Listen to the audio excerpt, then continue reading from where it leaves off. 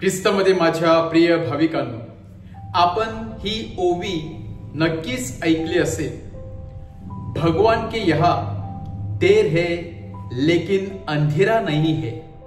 म्हणजेच परमेश्वराजवळ भरपूर टाइम आहे, परमेश्वर याच्याजवळ भरपूर पेशन्स आहे। आणि जेव्हा परमेश्वर देत असतो तेव्हा तो कधी कधी विलंब देखील लावत असतो। काही वेळेला आपल्या प्रार्थनेचं उत्तर आपल्याला चटकन मिळते, तर काही वेळेला अनेक लोकांना वर्षानुवर्षे त्याची वाट पाहावी लागते। काही गोष्टी तर आपल्या म्हणण्याप्रमाणे होत नसतात, परंतु या सर्वांमध्ये परमेश्वराची कुठली ना कुठली योजना असते। पण जेव्हा परमेश्वर देतो तेव्हा तो नक्कीच आपल्या भल्यासाठी योग्य त्या गोष्टी आहेत तेच देत असतो। आणि म्हणूनच असं नाही की परमेश्वर डोळे झाकून बसलेला आहे, तर परमेश्वराला आपल्या जीवनामध्ये कुठल्या गोष्टी घडत असतात, आपल्या जीवनामध्ये कुठले बदल होत असतात याची पूर्णपणे जाणीव असते। आणि म्हणूनच आपल्याला आजचं शुभवर्तमान सांगत आहे की जर मनुष्याकडे संयम वृत्ती असेल, पेशंट असतील, त्याचबरोबर मनामध्ये विश्वास देखील असेल, तर कुठलीही गोष्ट अशक्य असू शकत नाही। आणि परमेश्वर देखील अशा माणसाकडे कधी ना कधी येत असतो आणि त्याच्या प्रार्थनेचं उत्तर त्याला देत असतो। त्याची ओंझळ त्या स्वर्गीय दानांनी भरत असतो। त्याचं सुंदर असं उदाहरण आजचं शुभवर्तमान आपल्या समोर ठेवत आहे। जिथे बेथसेदा येथे एक तलाव होतं, त्या तलावामध्ये त्याच्या अवतीभोवती वेगवेगळ्या प्रकारचे लोक जे आजाराने ग्रासलेले होते ते पडलेले होते। काही लंगडे होते, आंधळे होते, पांगळे होते, परंतु त्यामध्ये एक व्यक्ती होता, तो जवळजवळ 38 वर्ष तिथेच पडलेला होता। त्याला चालता येत नव्हतं, त्याला उठता येत नव्हतं। आणि यहुदी लोकांमध्ये अशी प्रथा होती, किंबहुना विश्वास देखील होता की एखाद्या सणाच्या दिवशी देवदूत त्या पाण्यामध्ये उतरत असेल आणि जेव्हा पाणी हल्लं जात असेल तर जो कोणी व्यक्ती किंवा जी कोणी व्यक्ती त्या पाण्यामध्ये प्रथम पाऊल टाकेल ती आजारातून मुक्त होत असे। परंतु हा व्यक्ती 38 वर्ष तिथेच पडून होता, कारण तो जाण्या अगोदर त्याच्या अगोदर कुठली ना कुठली व्यक्ती जात असे आणि शुद्ध होऊन येत असे।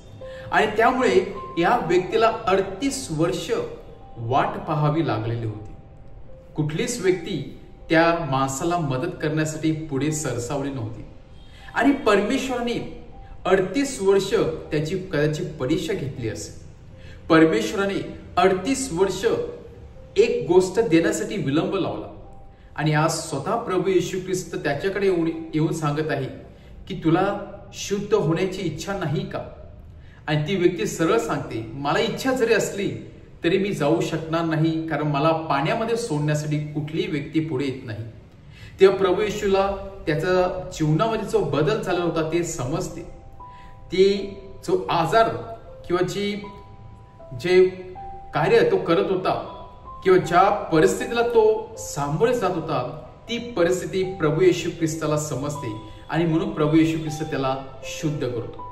परंतु प्रश्न असा आहे की 38 वर्ष त्या व्यक्तीला वाट पाहावी लागली आणि 38 वर्षानंतर प्रभू येशू ख्रिस्त त्याच्याकडे येऊन त्याला शुद्ध करतो। या शुभवर्तमानाद्वारे आपल्याला एकच गोष्ट समजते की माणसाकडे संयम वृत्ती असणे फार गरजेचं आहे।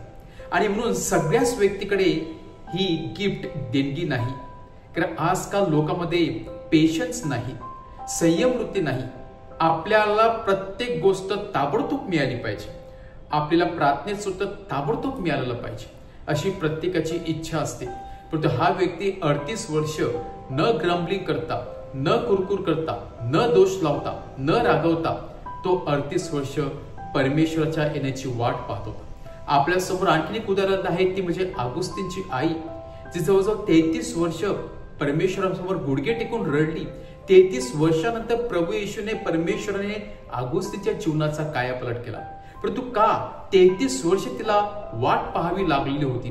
म्हणजे कधी कधी परमेश्वर आपली परीक्षा घेत असतो आपल्याला विश्वासात वाढवत असतो, त्याचबरोबर परमेश्वर आपल्याला योग्य त्या वेळेला योग्य फेळ देत असतो. आणि म्हणूनच आजच्या शुभ वर्तमानाद्वारे आपण देखील कुरकुर न करता, रागावता परमेश्वरावरती विश्वास ठेवूया. जेव्हा वेळ येईल तेव्हा नक्कीच त्या योग्य वेळी परमेश्वर आपल्याला योग्य ते फळ देणार आहे. त्यामुळे आपण विश्वास सोडता कामा नाही.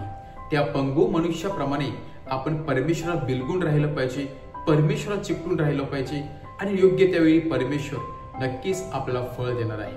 परमेश्वराने आपल्या जीवनामध्ये संयम राखण्यासाठी किंवा संयम वृत्ती देण्यासाठी आपल्याला सामर्थ्य व कृपा द्यावी म्हणून आपण विशेष प्रार्थना करूया. आमेन.